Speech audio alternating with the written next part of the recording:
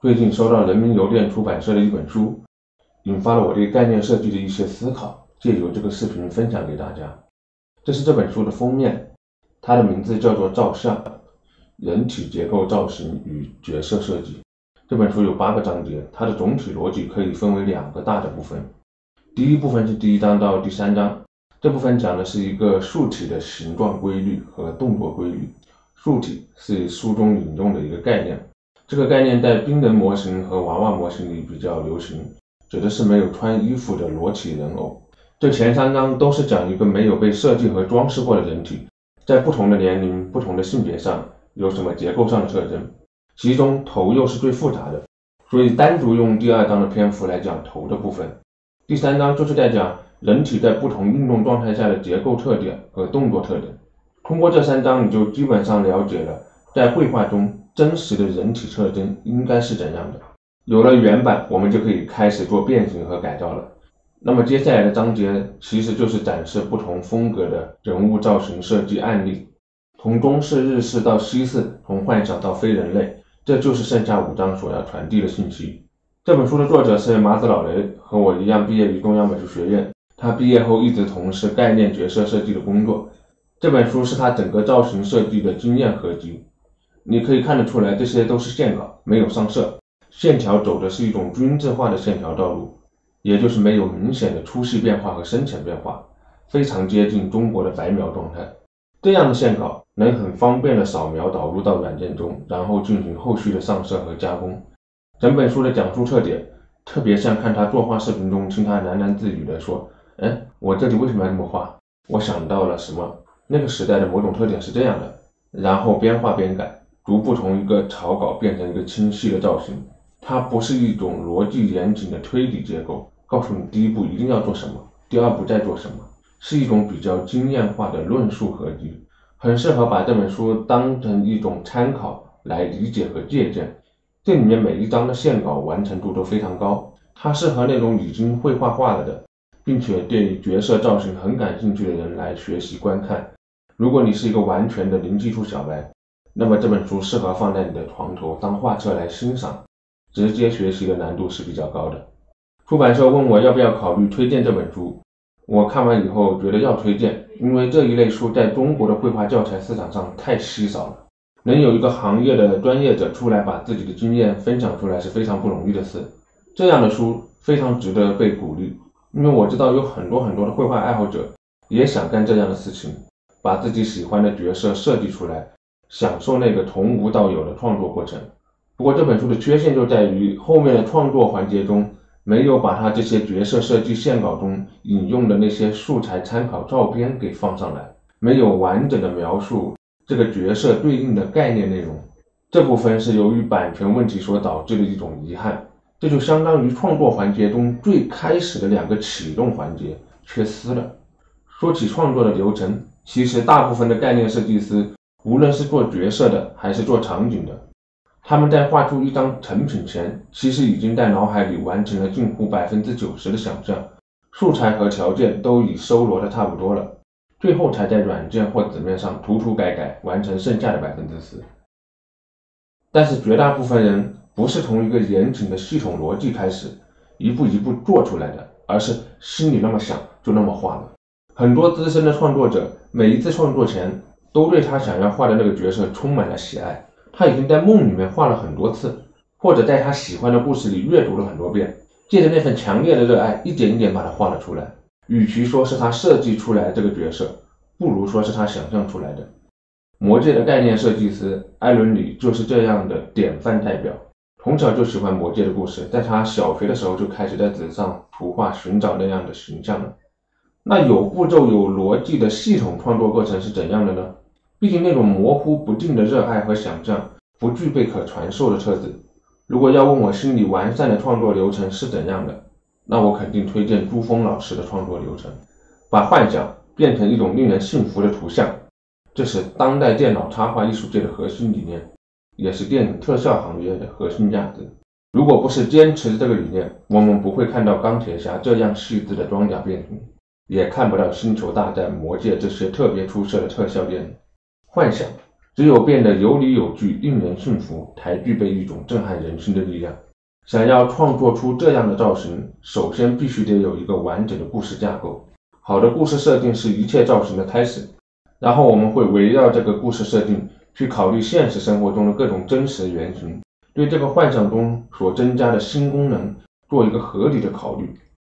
比如在霍比特人史茅格的造型设定里，最开始所有的传统设计龙的人都设计了类似科莫多巨蜥的双手，但是导演反复观看过后觉得这种邪恶感不够，在经历了各种考虑后找到了蝙蝠的设计。蝙蝠在西方传统设定里就是和吸血鬼相关的，具有邪恶的气度，和龙的初始设定一样，它们也都能飞，于是就把蝙蝠手爪的造型特点迁徙到了恶龙史茅格上面，然后为它重新设计了骨骼，合理规划了肌肉。这就是造型设计比较难的一种境界，围绕功能做合理的推理，然后再反向推导出形状，不是简单的做一个看上去像样子的造型，而是要做一个看上去在结构功能上都似乎合理的造型。落实到了具体的设计过程中，概念设计还要运用合理的方法论完成这种设计。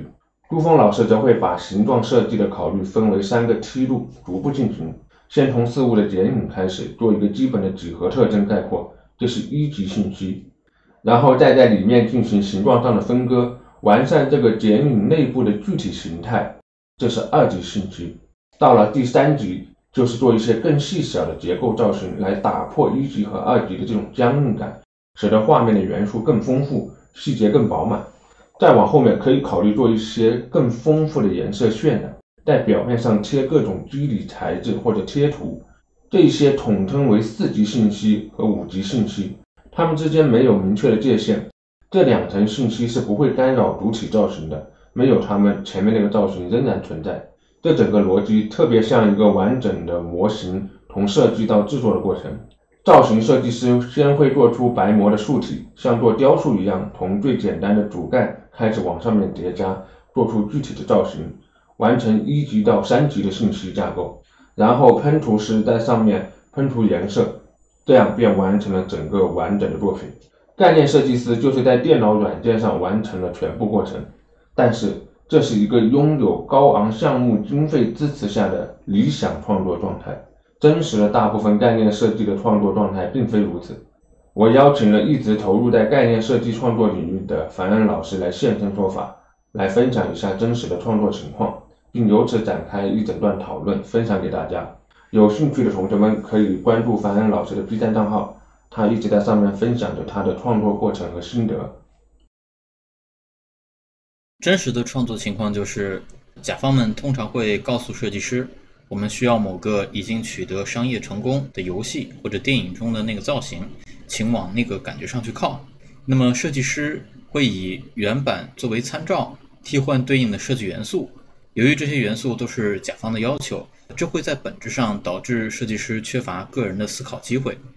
这有的时候看上去会有点像缝合怪，但是这也是绝大部分概念设计师经常做的事情。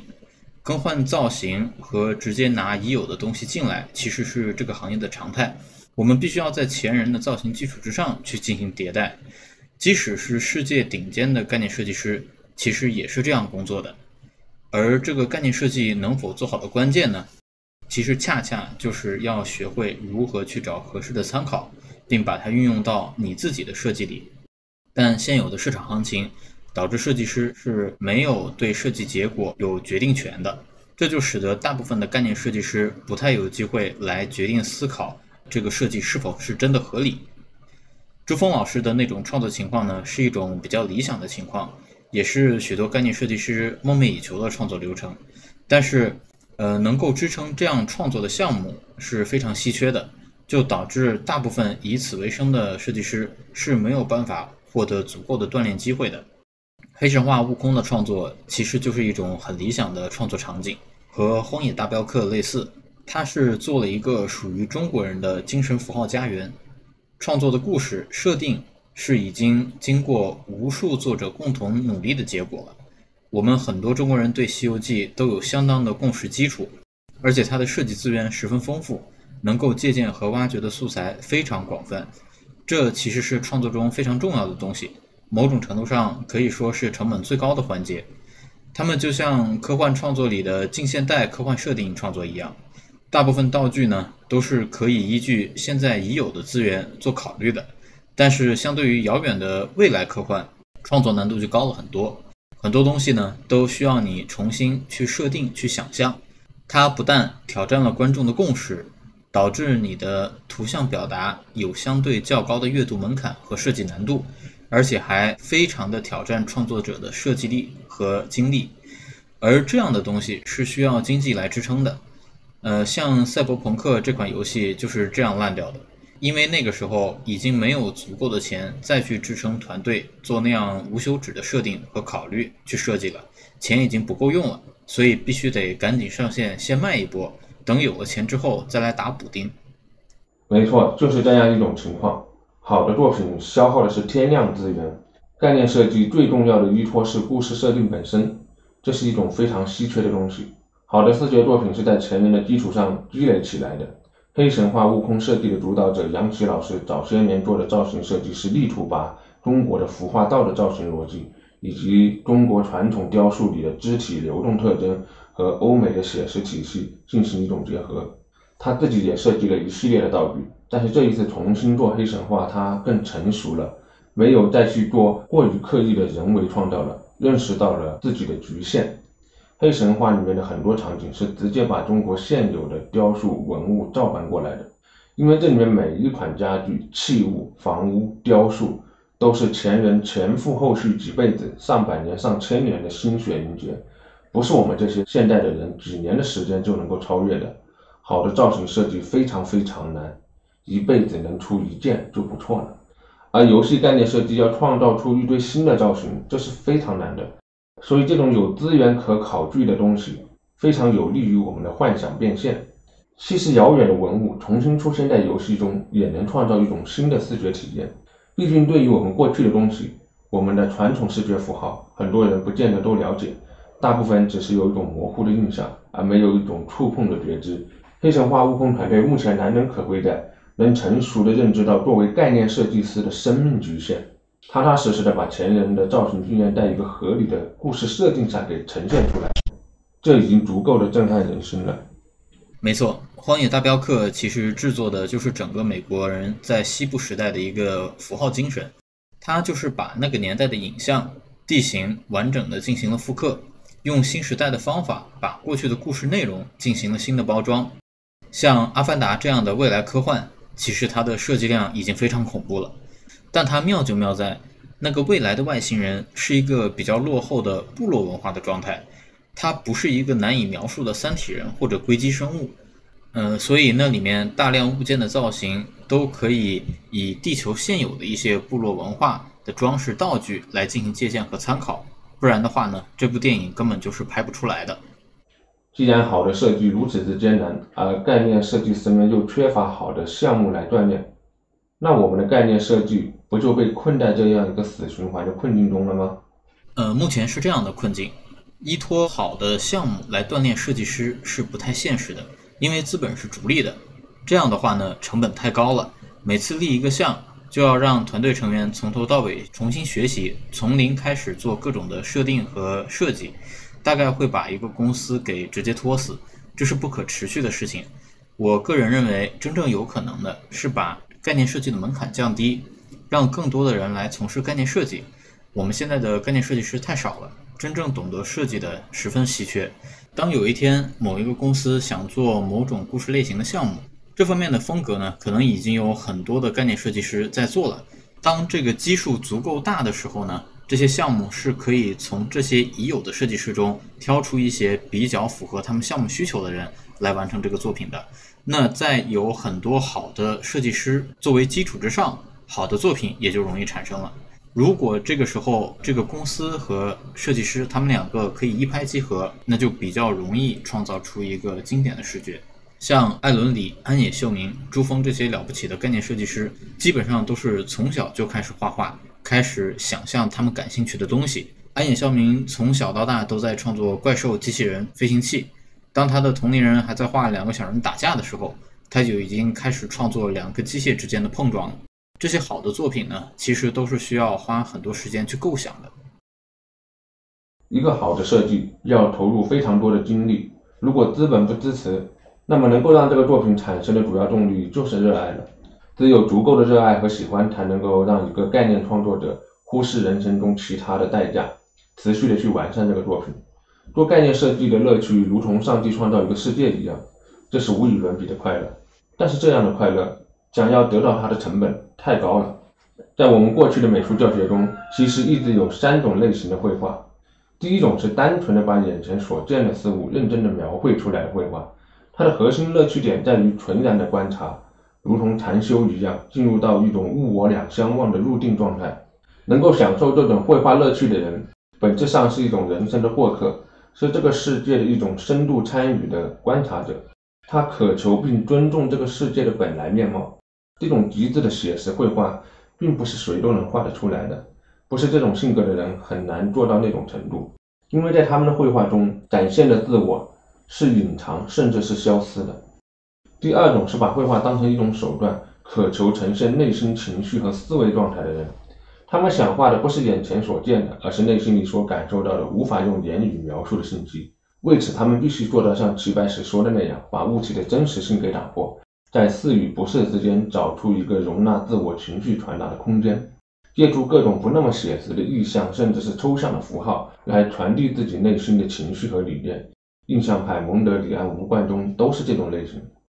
第三种则是把绘画当成类似于一种小说的存在，把一个故事或脑海中的一段影像给表达出来的人。他们渴求传递内心里一直没有说出来的那一段经验，那种经验比现实生活中要精彩丰富、刺激壮丽得多，对他们来说不能表达出来太难受了。但图像的成本过于高昂，过去这项能力是被小说家所占有的，而概念设计师就是要用图像来干这个事情，用图像讲一个好故事。从这一点上来说，达芬奇、米开朗基罗、朱峰、安野秀明都是同一类型的人。而我们现在的绘画教学界就是这3种类型的人互相争夺话语权的状态。网络上的评论也是如此的3极分化。在你写实现实的时候，有人跟你谈虚构创作；在你谈创作的时候，有人跟你说抽象理念。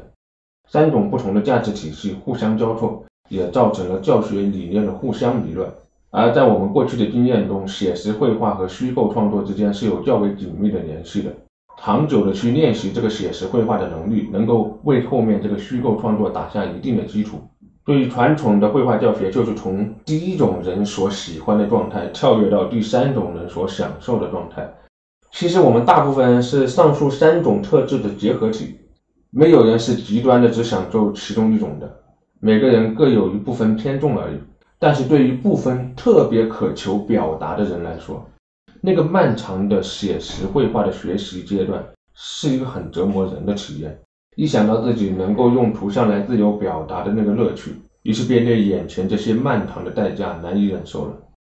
没错，这就是我们现在的绘画学习现状。很多学习漫画、学习动画的人，其实是被迫学习了一套完整的写实绘画，而他们当中一部分人的性格呢，又不是很享受那样的描绘状态。当他们使用辅助工具来创作的时候呢，还必须得是偷偷摸摸的，避免被别人知道。他们会说你作弊啊，你居然不会完全靠自己来画画。其实我们应该让这一类的教学变得更纯粹，让真正享受概念设计的人呢，纯粹的去学习如何用图像去表达。过去由于图像生产工具的能力比较低下，有限制，但是现在不一样了，各种建模的软件、图像软件以及 AI 的出现，都是可以极大的丰富一个人生产图像的能力的。一个纯粹的小白并不需要花很多时间去学习那些传统的绘画路线，他也能够很早的就享受到概念设计表达自己的想法所带来的乐趣。因为概念设计的核心其实是设计，而不是描绘，是一个人过往图像经验和生活经验以及他审美逻辑下的一个切片体现。我们真正要学的是设计的思路，了解审美的流向。这是一个令人激动的构想呀，因为我们这个时代还没有一个能够真正让小白上手的概念设计课程，能够让那些真正享受创作的人体会到图像创作的乐趣。很多学生为了那个美好的世界付出了很多代价。创作者应该有创作者的基础课，这个世界不存在一种可以囊括所有绘画爱好者的基础课程。这就像有一种菜，世界上所有的人都爱吃一样，很不现实。分清楚不同的类型，做对应的课程，才能够让大家获得自己想要的能力，真正的享受绘画的乐趣。不管是安静的描绘，还是抽象的情绪，又或者是故事的表达，每一种都很迷人，但它们不应该成为彼此的代价。对话进行到这里，我相信大家应该理解我这个视频最想要传达的信息了。没错，我们打算一起研发一个能够让小白也能够上手的创作课程，借助各种辅助手段，好好的享受表达的乐趣。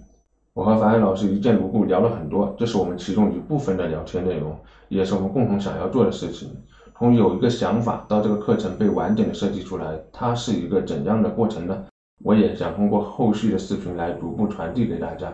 绘画真的是非常有趣又好玩的东西，我希望更多的人享受到这样的乐趣，而不是被磨灭掉。希望我小时候所受到的那种听不懂学不会的教育的苦恼，在我们今天这个时代能够减少一些。那么敬请期待后续吧，我们后面会不定期更新的。最后的最后，这个视频是因为要推书而做的，所以大家不要忘了这本书，了解一个角色设计行业的大佬的经验。我是薇薇老师，喜欢分享和研究绘画的问题，非常感谢你们看到这里，有帮助的话记得一键3连，我们下一个视频再见。